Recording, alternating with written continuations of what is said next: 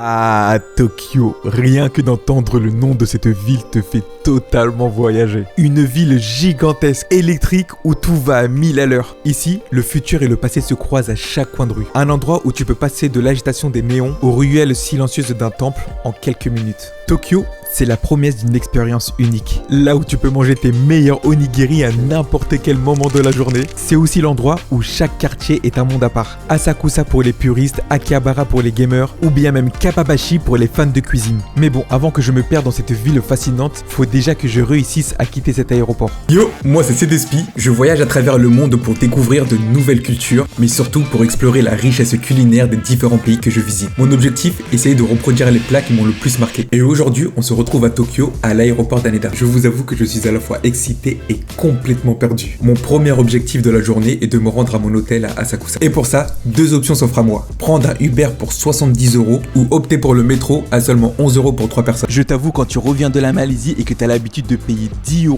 grand max pour 1 heure de trajet, 70 € ça fait hyper mal. Forcément, on a choisi l'option la plus économique, surtout que notre hôtel était très bien desservi par les transports. Pour vous placer dans le contexte, faut savoir que le métro de Tokyo est l'un des plus grands au monde. Et je vais pas vous mentir, une fois arrivé, ça se ressent directement. Dans un premier temps, on cherche à savoir comment acheter un ticket. Et c'est là que les petites galères commencent. Finalement, c'était pas si simple que ça, on était complètement perdus devant les machines pour prendre nos tickets. On a dû aller demander de l'aide au guichet, et là le gars il nous explique qu'il faut pas indiquer la destination dans la machine, mais le prix qu'on doit payer pour s'y rendre. Trop chelou. Mais ne vous inquiétez pas, j'ai trouvé une solution beaucoup plus simple que je vous montrerai plus tard dans la vidéo. Et vu que c'était pas assez compliqué comme ça, impossible de payer avec la carte bleue, il fallait de l'espèce. Du coup, je me rends vers un distributeur, je rentre ma carte bleue Visa Platinum, je tiens à le préciser, avec paiement international compris dans la totale, mais impossible, elle la reconnaît pas. Je mets la carte et elle sort directement. Heureusement que j'avais avec moi une carte Revolut et avec celle-ci, zéro problème, c'est passé crème direct. Et voilà, me voilà enfin en possession d'un ticket.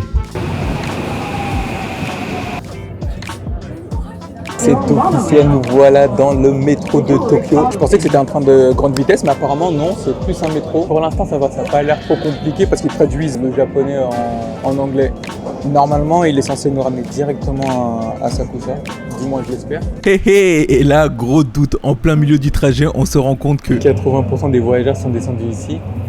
Et là, on est en train de se demander s'il fallait pas qu'on descende nous aussi ou pas, parce que je sais pas si vous pouvez voir, mais sur la ligne est divisée en plusieurs couleurs, la partie bleue et après la partie rouge. Et nous, on doit descendre à Asakusa qui est sur la partie rouge. Du coup, j'espère qu'il n'y avait pas un changement à faire à cette station-là pour aller récupérer la ligne rouge. Je pense pas, sinon on va le découvrir là tout de suite, hein, on va voir. Je crois que c'est bon, je vais me rassurer. plus de peur que de mal, nous voilà arrivés à Asakusa. Et premier arrêt incontournable, un bon vieux combini pour se mettre dans l'ambiance. Et ça tombe bien car en sortant du métro, on a vu un Family Mart. Vu qu'on n'a pas mangé et qu'on nous a jeté notre graille à l'aéroport, bon bah flemme d'aller chercher un restaurant, on va aller à Family Mart. On va voir ce qu'on va prendre, je crois qu'il y a des onigiri. Ouais j'ai vu, c'est énervé ça. On parlait de ça là, des kawaii. On va aller direction la graille onigiri, histoire de se remplir quand même un minimum le ventre. Allez, on se reprend plus tard. Et là maintenant, direction l'hôtel qui se situe à environ 10 minutes à pied. Mais ce qu'on ne savait pas, c'est que le GPS allait nous faire passer devant le fameux temple Sensoji. Regardez la vue qu'on a, on est obligé de s'arrêter. Un soir de pleine lune qui éclaire le temple d'Asakusa. J'essaie de prendre 2-3 photos en même temps. Hop. On est à 5 minutes du temple, mais le soir c'est pas éclairé. Et regardez comment c'est vide à cette heure-ci. Et j'imagine que demain, ça sera totalement rempli. On a beau être fatigué, mais on était obligé de profiter du moment. Histoire de prendre 2-3 photos et après on va retourner à l'hôtel. Mais en tout cas, on dirait bien que le séjour à Tokyo commence très bien. Yo l'équipe, je vous reprends. Là, je suis totalement en direct du rooftop de l'hôtel. Franchement, on a une vue incroyable. Là, on a le temple juste là. Là, on a l'une des tours de Tokyo et il y a la Tokyo Tower normalement qui est pas trop loin. Ah, elle est de l'autre côté, elle est derrière. Par contre, c'est abusé. Le soleil, il tape hyper fort. On voit rien du tout. Et c'est vrai qu'il commence à faire chaud là. Oh là là là là là là là. Du coup, programme du jour. Un peu de shopping, principalement Uniqlo déjà pour commencer. Et pas n'importe lequel, le plus grand Uniqlo au monde. En plus de ça, aujourd'hui, ça nous permet de voir comment fonctionne Tokyo, comment tu fais pour te déplacer. Vu qu'hier, on n'a pris qu'une seule ligne de l'aéroport à l'hôtel, on ne s'est pas vraiment acclimaté à la ville. Par contre, la chaleur, ça va, il y a un peu de vent quand même. Mais c'est lourd, hein, c'est lourd. Le soleil tape hyper fort, ciel complètement dégagé. Vous vous rappelez hier quand je vous disais que c'était hyper vide? Regardez là aujourd'hui.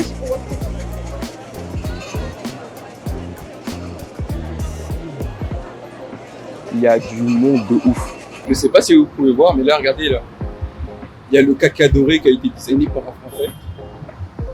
Et il y a la Tower Sky Tree.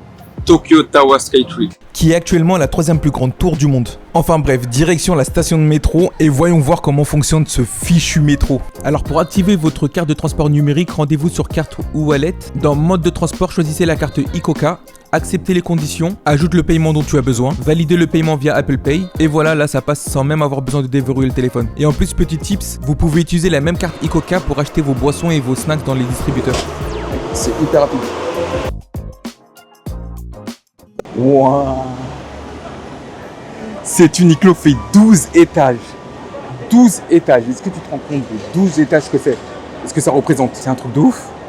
Alors pour vous faire un tour rapide du magasin, le premier et deuxième étage sont des espaces mixtes, c'est là où on va retrouver tous les grands basiques. Le troisième, quatrième, cinquième et sixième étage sont des espaces dédiés aux femmes et il y a de tout, que ce soit du casual, du chic, du sport. Le septième étage est dédié aux enfants et aux femmes enceintes il me semble. Le huitième, neuvième et dixième étage, c'est un espace dédié aux hommes avec pareil tout ce qui est casual, sport, chic, costume, etc. Le 11e étage, mon étage préféré, c'est là où on va retrouver toutes les collaborations. Franchement, si t'es un fan de manga, tu vas kiffer cet espace. Il y a pas mal de collabs animés. Franchement, c'était grave lourd. Et enfin, si t'es fatigué après une longue séance de shopping, tu peux te rendre au 12e étage pour profiter d'un bon petit café. Maintenant, la vraie question, est-ce que ça vaut vraiment le coup de faire son shopping ici? On va commencer avec les grands classiques, les t-shirts Erism. Alors normalement sur Paris, ils sont vendus à 19,90 €. Ici, tu le retrouves à 1990 yens, ce qui équivaut à 12,37 €, soit une différence de 7,50 €. T'imagines 7,50 € juste sur un article, c'est une dinguerie. Ou bien même ce polaire vendu 34,90 € sur Paris, ici il est à 18,50 €. À 18 € à Paris, t'as qu'un t-shirt. C'est une dinguerie.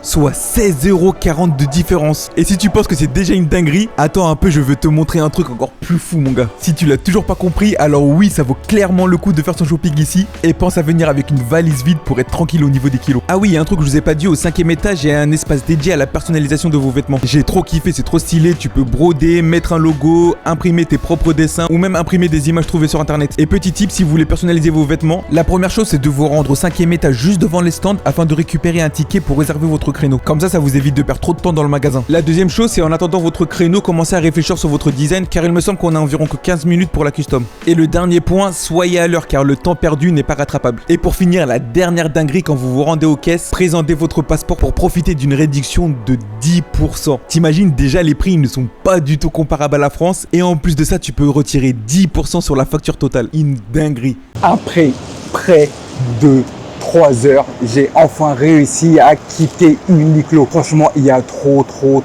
d'articles et les prix comparés à en France, ça n'a rien à voir. Sur une veste, tu peux économiser facile 40 €. Il y avait une veste que j'ai achetée, elle était à 100 € sur Paris, 60 € ici. C'est un truc de ouf. Là, maintenant, il est totalement temps d'aller manger. J'ai regardé 2-3 adresses halal. En plus, ça tombe bien, c'est à côté de l'hôtel. Du coup, franchement, si je dois vous conseiller un quartier à Asakusa, parce qu'apparemment, il y a pas mal de restaurants halal. Je savais pas du tout. Voilà, attention, là, on va aller manger. Je sais pas encore quoi, mais j'ai vu qu'il y avait pas mal de restaurants là-bas. On se retrouve directement là-bas. Et pour conclure cette journée, je me suis rendu sans le savoir dans l'un des meilleurs restaurants japonais, Guillemon Halal Ramen à Asakusa. Et comment vous dire, à peine rentré que tu reçois directement ta première gifle. Dépaysement total, tu rentres à des samouraïs qui t'accueillent, la déco et l'ambiance super cool. Et ça sans même vous parler de ce qu'on a mangé. Laissez-moi juste vous laisser avec la dégustation. Oh là là là là là là. Mais regardez nos ramen, ils viennent tout juste d'arriver. Alors ceux-là c'est les spicy. Oh là là là là. Et ça c'est la version non épicée. Perso je vous déconseille, il était un peu fade, contrairement à l'autre qui n'est pas du tout piquant mais bien épicé. Arigato. Yummy. C'est servi hyper vite. Alors je sais même pas par quoi commencer. Ouais, les gyoza ils ont l'air vraiment pas mal et je crois que je vais commencer par ça. Je vais vous montrer. Oh là là, ça sent hyper bon. Et d'ailleurs, j'avais pas ma caméra tout à l'heure, j'ai filmé avec mon téléphone. Je suis parti aux toilettes et il y a une petite salle de prière qui est vraiment sympa. T'as un petit lavabo pour faire les ablutions. Et là maintenant, bismillah.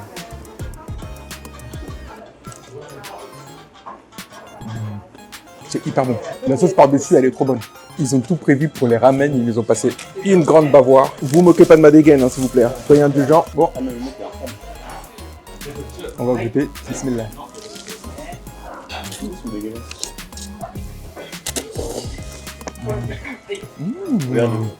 Ils sont bons de ouf. Hein. Au final, ils sont pas si spicy. Ils sont pas, c'est pas spicy. Hein. Non, en fait, c'est juste au niveau du goût. Ouais, je crois que c'est spicy au niveau du goût, mais pas, c'est pas du tout pimenté. Je crois que j'aurais dû rajouter un truc. Vous entendez? C'est trop stylé. On a un ninja qui nous sert la graille. Goûtons le poulet. Il est bon le poulet. Le poulet il est grave bon. Et c'est pas du tout pimenté. Apparemment, pour montrer que vous avez bien kiffé votre plat.